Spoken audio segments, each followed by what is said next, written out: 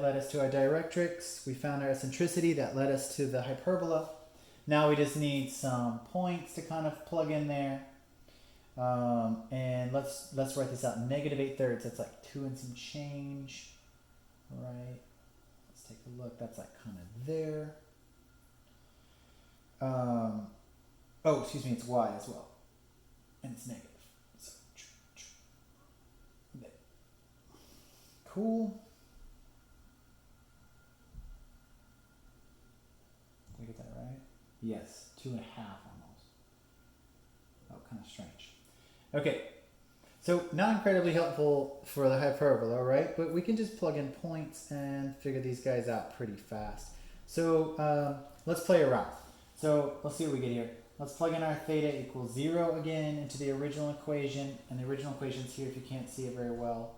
8/2 minus 3 sine theta. Okay, great. So if we plug in 0 again, sine of 0 is 0. That's pretty convenient. So that means we just get 8/2, which is 4. So r equals 4. Let's make sure this makes sense. Yeah, perfect. So that would be 1, 2, 3, 4. 1, 2, 3, 4. There's our first point. Cool. That's a 0. Let's look at another one. Pi/2. Notice that they never go and do anything crazy. Right? So theta equals pi/2. What is sine of pi/2? Clearly that's 1, right? So we get r equals 8/2 minus 3, which is -1, which is -8. Cool. So pi/2, -1. Let's make sure this makes sense. Oh, wait, excuse me. Oh, something funny happened. Sine of pi/2.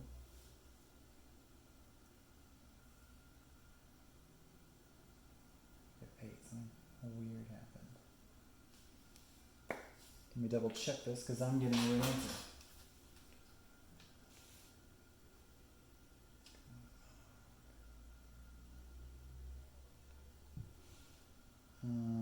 Let's go.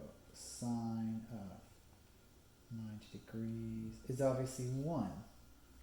So, oh yeah, what did I said -8. It is -8. Okay, my brain's going crazy. So, -8. Okay, great. So that's way down there. -8. 1, 2, 3, 4, 5, 6, 7, 8. Excellent. That's the very farthest one. I'm just going to put an 8 down there. -8. Whew. All right, there's that one.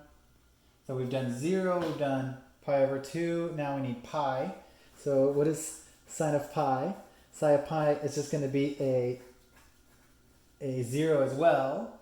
So we get 8 divided by 2, of course, which is 4 again. So let's go pi and go out 4. So our other one's just on the other side there. Cool. So we've got one here. We've got a point here. We've got a point way down there. It doesn't exactly look like anything yet. We're about to get to something here.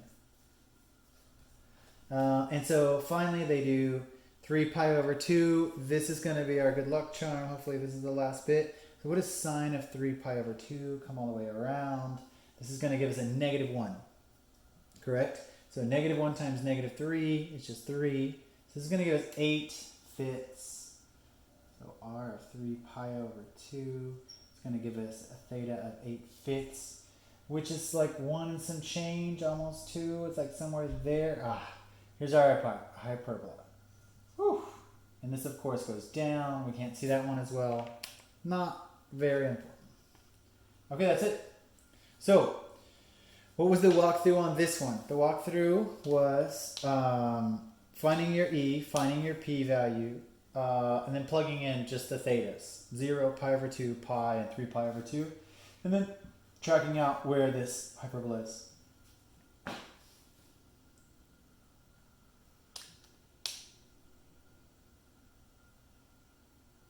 Okay, here's another one, graphing ellipses in polar form. These are getting a little bit redundant, and I think we have a good idea of what we have going on.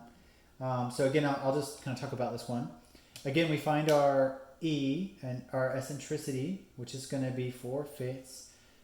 We equate that to EP to 2. We solve for our p-value. We accommodate that negative. That negative makes our x equal negative 5 halves. We plug in 0, pi over 2, pi, and 3 pi over 2. And we get some points. And that's really it. That's enough to solve this out. There we go. So notice in the last image, the directrix didn't give us much help, but in the ellipse, it does. And actually, technically, in harder conic section problems, you would have a double directrix, but they don't mess around with that here. Okay, so there's that one. That one was too similar. And here are the last couple problems. These will be brief. Okay, so it says, let's go backwards basically. Okay, given the eccentricity is equal to 3 and the directrix is given to be y equals negative 2, basically find the polar form of this conic section. So we know if the eccentricity is 3, then we have a hyperbola on our hands, right? So let's write this out. It's going to be r equals EP over 1 plus or minus, and our y is here, right? So what's it going to be? Is it going to be sine or cosine? Looks like it is going to be sine theta, and this is E sine theta. So let's write in some of the things we know. So this y tells us that E negative 2. So what do we want here? So this would be our p-value, and it's telling us there's a negative there. So we know E times p, so 3 times 2 is going to be 6 on the top. Let me write that all out. This is just our p-value right here.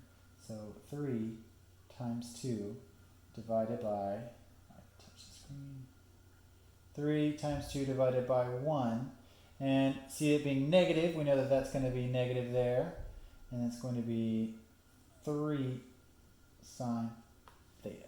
Let's play this out. 3 times 2, 1 minus 3 sine theta, correct? And you just walk that out. 6 over 1 minus 3 sine theta. All right, easy peasy. Remember, the negative here in the directrix just means that it's going to have a negative. You're going to have to choose between a positive or a negative. It's going to have a negative down there in the denominator. All right, easy enough. Example 6, the exact same thing. They give you eccentricity of 3/5. They give you the directrix of x equals 4. Okay, just like before. We say r equals EP. So 4 times 3/5. So it's 3/5. We know that this is going to be an ellipse. So 3 times 4 is 12/5, kind of an awkward thing, right? 3 times 4, 12/5. Divided by 1 plus the eccentricity 3/5. And again, now we're switching over to the cosine theta. And because this is positive here, we know that that should be a positive. Now, just like before, we're just kind of undoing things. So how could we possibly make this look nicer without all these fractions? Well, we could multiply everything by 5, right? Times 5 times 5. And what will we get? Right, we would get some r equals 12 divided by some 5 plus 3 cosine theta.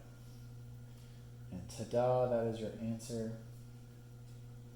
Okay, easy. Just kind of going backwards. Nothing really hard about that. Just making sure you understand it all. And here's our very last one.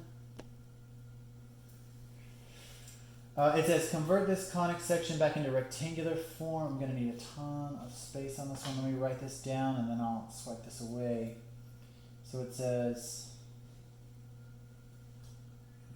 r equals 1 over 5 minus 5 sine theta. Okay, so I'll pull this away. We can do some work on this. And let's see how we do. So they want this to be just in a Cartesian standard equation of some kind of ellipse. We might look at this really fast and figure out its eccentricity, so we figure out what it is, what type of equation we're looking at. So clearly we need to divide by 5, so we have 1/5 up there, but the eccentricity here would be 1. So it's looking like this is a parabola, Let's double check that's correct. Yep, it looks like this is going to be a parabola. Very good. They don't go into detail on how it's a parabola, but it helps me out. They do write this out as help though. They say, of course, r squared is x squared plus y squared. And they say x equals r cosine theta and y equals r sine theta. We may not need all that though. Okay, great. We cross multiply, right?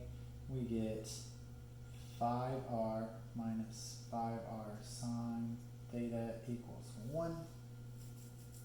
Just cross multiply. And what do we have here? Already we have an r sine theta. That's super good.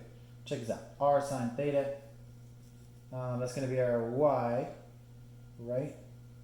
What can we do? What can we do? Let's see. I believe they moved this piece over. I don't know